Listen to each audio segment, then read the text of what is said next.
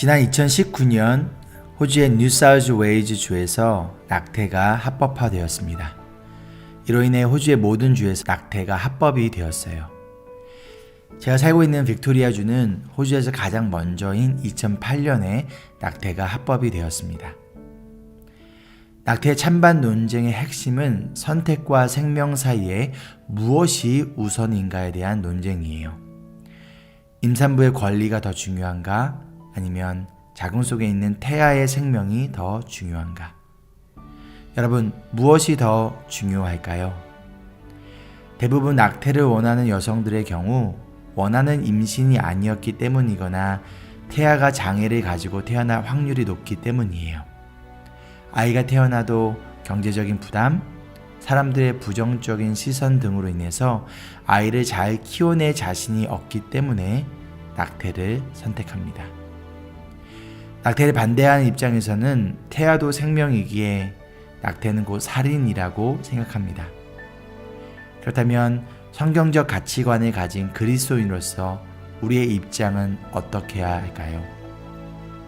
다윗이 시편 139편에 이러한 고백을 해요. 13절과 16절입니다. 주님께서 내 장기를 창조하시고 내 모태에서 나를 짜 맞추셨습니다. 나의 형질이 갖추어지기 전부터 주님께서는 나를 보고 계셨으며 나에게 정하여진 날들이 아직 시작되기도 전에 이미 주님의 책에 다 기록되었습니다. 이처럼 성경은 태아를 하나님이 만드신 생명으로 바라봅니다.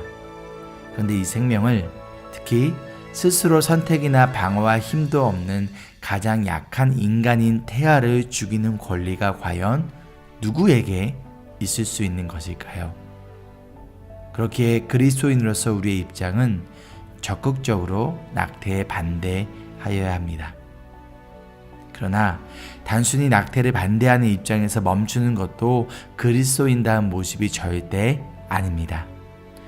만약 낙태를 원하는 임산부가 미혼모라면 어떻게 해야 할까요?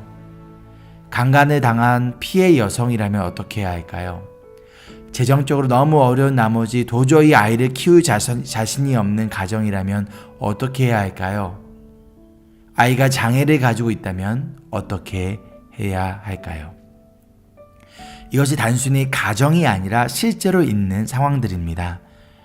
이런 사람들에게 단순히 살인하지 말라라는 말씀만을 전한다면 그것이 과연 그리스도인다운 모습일까요? 가늠한 여인을 돌로 쳐 죽이라는 바리새인과 같은 모습이지 않나요? 말씀을 지키라고 하면서 정작 그들이 가지고 있는 짐을 덜어주기 위해 손가락 하나 까딱하지 않는다면 그것이 과연 올바른 그리스도인의 모습일까요? 야고보서 2장 15절로 17절에 이렇게 말씀합니다. 어떤 형제나 자매가 헐벗고 그날 먹을 것조차 없는데 여러분 가운데서 누가 그들에게 말하기를 평안히 가서 몸을 따뜻하게 하고 배부르게 먹으십시오 하면서 말만 하고 몸에 필요한 것들을 주지 않는다고 하면 무슨 소용이 있겠습니까? 이와 같이 믿음의 행함이 따르지 않으면 그 자체만으로는 죽은 것입니다.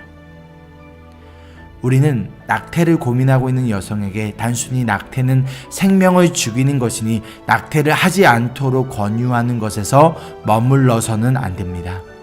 그 사람이 왜 낙태를 고민하고 있는지, 그것이 재정적인 문제라면 우리가 적극적으로 재정적으로 도와주어야 합니다. 그것이 장애의 문제라면 우리가 함께 그 아이를 내 아이처럼 키워야 합니다. 더 나아가 그 아이를 우리가 키울 테니 낳기만 하라고까지 말할 수 있어야 하지 않을까요? 기독교를 핍박했던 로마가 어떻게 기독교를 공식 종교로 인정하도록 변화되었나요? 초대교회 성도들은 고통에 처한 사람들을 돕는 삶으로 로마 사회에 사랑의 메시지를 던졌습니다. 우리가 당신네 나라의 환자들을 돌보겠습니다. 우리가 굶주린 사람들을 먹이겠습니다. 우리가 과부들에게 집을 마련해 주겠습니다. 우리가 고아들을 이방에 키우겠습니다. 우리가 산모들을 돌보겠습니다. 그러니 제발 아이를 죽이지 말고 저희에게 주세요. 한 역사가에 따르면 로마 사회가 사랑에 전염되었다고 합니다. 마찬가지로 지금 우리가 살아가는 이 세상에 필요한 것은 사랑이에요. 말로만의 사랑이 아닌 행동하는 사랑이 이 세상을 그리고 사람들을 치유할 수 있습니다. 낙태를 고민하고 있는 여성에게 제발 그 아이를 죽이지 말고 나에게 달라고, 내가 키우겠다고 할 수 있어야 합니다. 또한 미혼모와 장애를 가진 아이를 둔 가정을 환영하고 사랑해주며 엄마와 그 아이에게 필요한 것을 채워주는 교회가 점점 더 많아진다면, 교회와 그리스도인들이 사랑으로 이 세상을 전염시킨다면 낙태를 하고자 하는 사람들이 자연적으로 줄어들지 않을까요? 단순히 법으로 낙태를 금지시키는 것을 넘어 사랑으로 인해 낙태를 생각할 수조차 없는 세상이, 그런 세상이 되어야 하지 않을까요? 적용 질문입니다. 평소에 낙태에 대하여 어떠한 입장을 가지고 있었나요?